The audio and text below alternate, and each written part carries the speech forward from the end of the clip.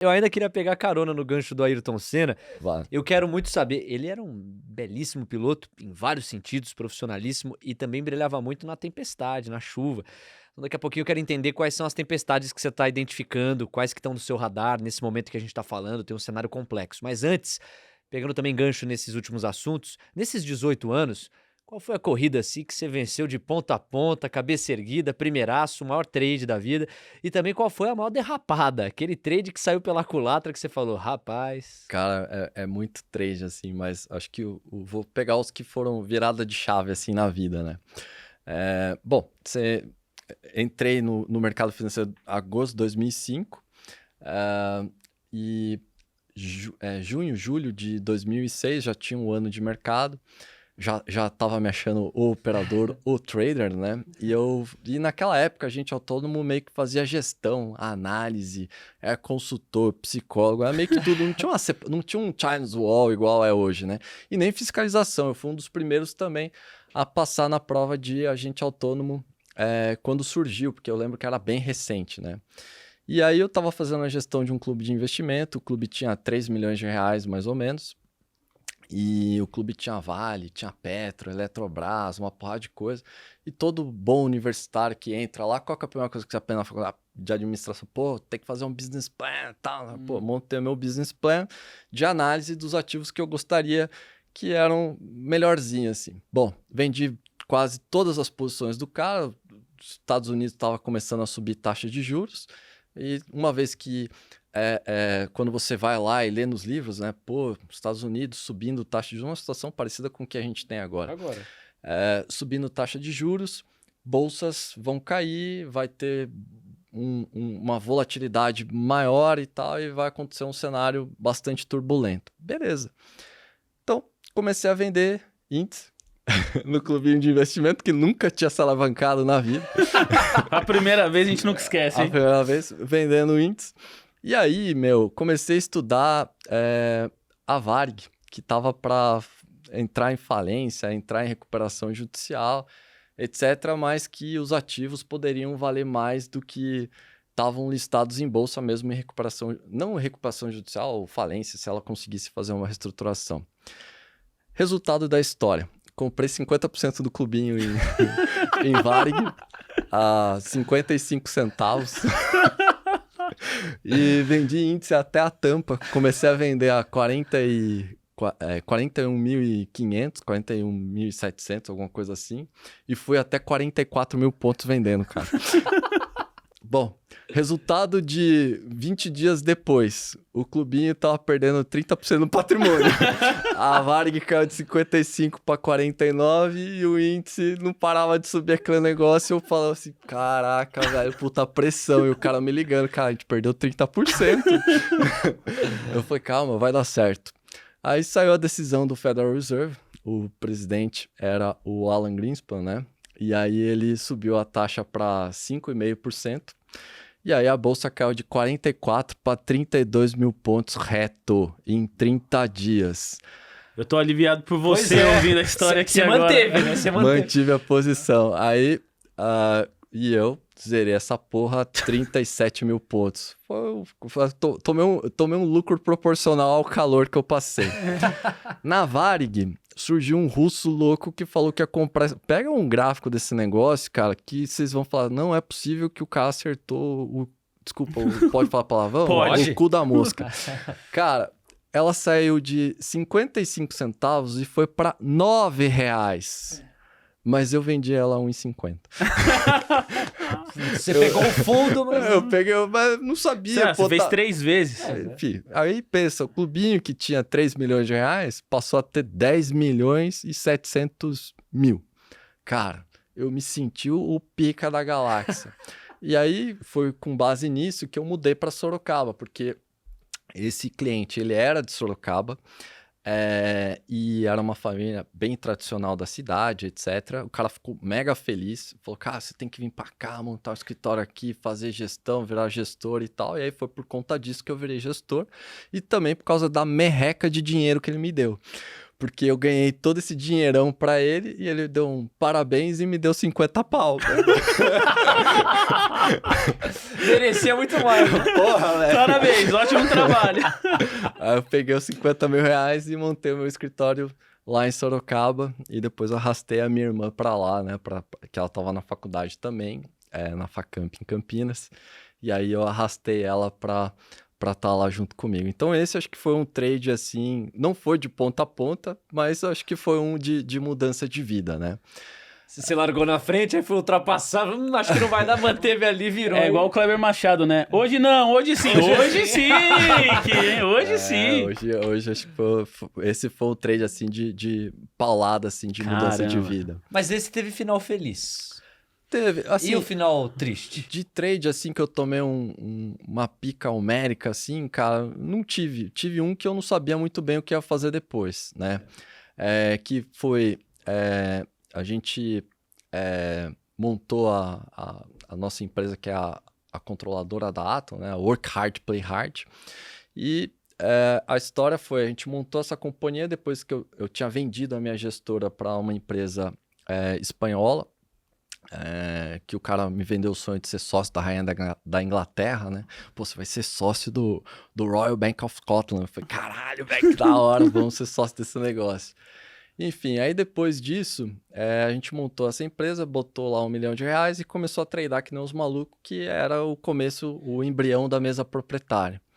E aí a gente montou um modelo de partnership, né? Pô, a gente quer ser igual o BTG, igual foi o Garantia, etc. Mas, cara, o modelo de partnership, para você ir lá e vender o sonho é super bonito. Mas depois para assinar os documentos na burocracia da Jusesp, cara, é um pesadelo, né?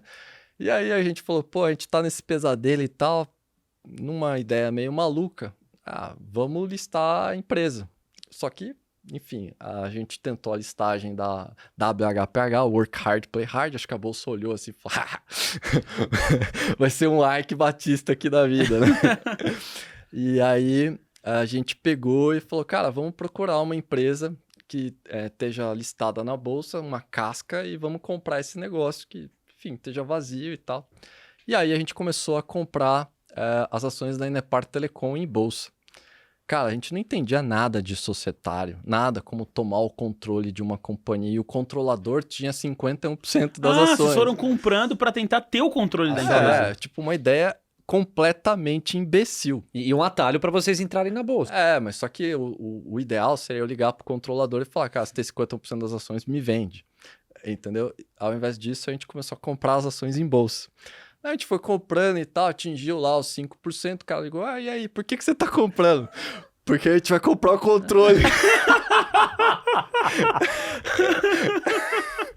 Muito prazer. Imagina o cara ouvindo isso do outro lado. Não, o pior, o cara tem que fazer um comunicado ao mercado relatando isso. Nossa. Aí, beleza, o cara fez um comunicado ao mercado, cara. E, cara, a empresa não tinha absolutamente nada. Nada. Sabe o que é nada? É nada, é só um CNPJ, cara. E aí, por conta disso, né, a ação começou a disparar, só que não tinha liquidez pra gente vender, a gente precisava continuar comprando aquele negócio, entendeu? Então, esse trade foi um trade, assim, difícil, né? Porque aí a gente teve que sentar na mesa para negociar com o controlador, que entrou em recuperação judicial. Nossa. Daí o ativo foi para leilão numa UPI. E aí a gente comprou o ativo em leilão via UPI. Então, e aí a gente comprou e, cara, a gente não sabia o que a gente ia fazer com esse negócio. Então, pensa, a gente estava montando toda a infraestrutura corporativa ali do negócio e não tinha ideia do que ia fazer com aquele negócio. Né? Então, acho que esse foi um trade muito difícil, né? Um trade, cara, que tinha que ser muito louco para fazer um negócio. Para todo mundo que eu converso, o cara fala assim, cara, vocês foram muito loucos, porque sabe quantas empresas fizeram o chamado IPO reverso no Brasil? Quantas? 0. Só a gente fez isso. Sabe quantas empresas compraram uma empresa para fazer IPO reverso? E ao invés de fazer o IPO reverso, porque a gente não fez o IPO reverso, a gente comprou a empresa e colocou os nossos ativos embaixo, de graça, sem diluir acionista minoritário, recebendo salário de R$1. Fizemos... A gente falou assim, cara, tudo que a gente comprou passou perrengue com algumas empresas ruins que a gente comprou, a administração ganhava alto salário, ou o cara fazia cagada, etc. A gente quer fazer do melhor jeito possível. Então a gente tinha esse sonho, tinha esse propósito de falar, cara, assim, pode ser que a gente não seja a maior empresa listada, mas a gente vai ser a melhor nesses quesitos que todo mundo reclama. E eu acho que a gente conseguiu fazer isso até atrair um sócio relevante depois em função da performance que a gente tem. Então, cara, esse foi um trade que, assim, eu não tinha ideia de como é que isso ia acabar. Eu entrei nele, eu não tinha ideia de como esse negócio ia se desenvolver, não tinha ideia do que ia acontecer, e esse foi bastante difícil, assim. Assim, que eu fiz, né? Uhum. Agora, de pica, assim, que deu prejuízo, teve um que a gente tinha uma área de trading que montava operações para eventos, né? E o cara montou uma posição em 2014 para o evento Dilma, apostando que a Dilma ia ganhar no primeiro turno. E o AS surpreendeu. Essa foi uma naba histórica. Acho que os caras perderam 700 pau. Nossa. Na abertura do dia seguinte, quando a bolsa abriu com 10% de alta. Estão vendidos. Eles estavam vendidos em índice. Cara, essa foi uma pica histórica. Mas eu não tava participando da pica, eu só participei como coadjuvante porque eu não era o trader da operação. E eu fiquei sabendo domingo, pós-eleição, né? Eu já tinha feito a votação, eu tinha tomado umas cachaças fortes que eu tinha ido pra casa do meu pai. Meu pai toma umas, que chama talagada, né?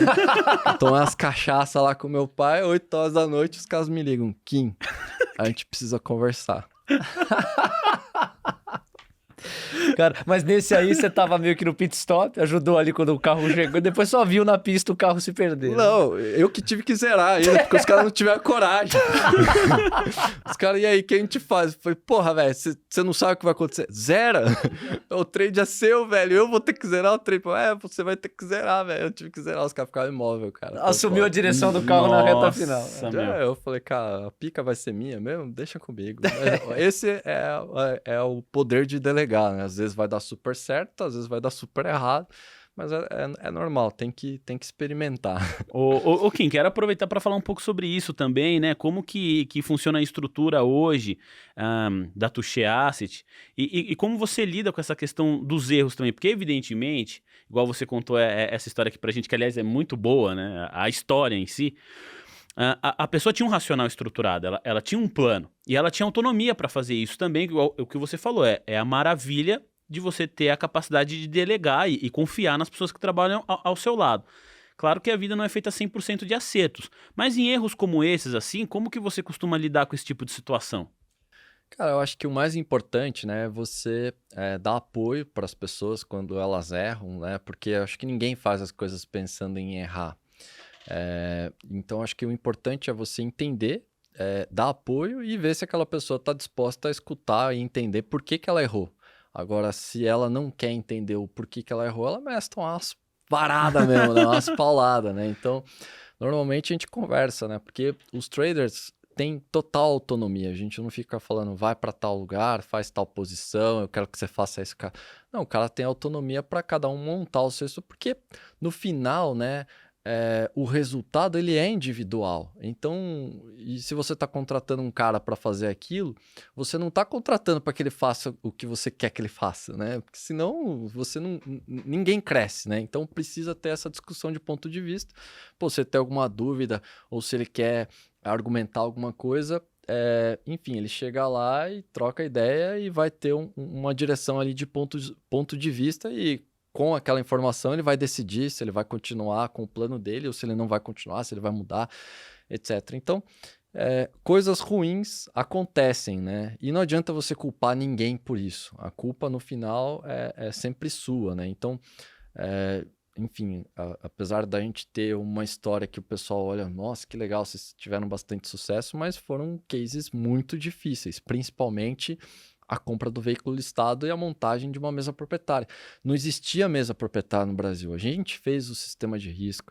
A gente, junto com a Nelogica, foi quem desenvolveu o primeiro simulador em tempo real. Não existia para pessoa física. a Bolsa cobrava uma taxa de 75 por cabeça.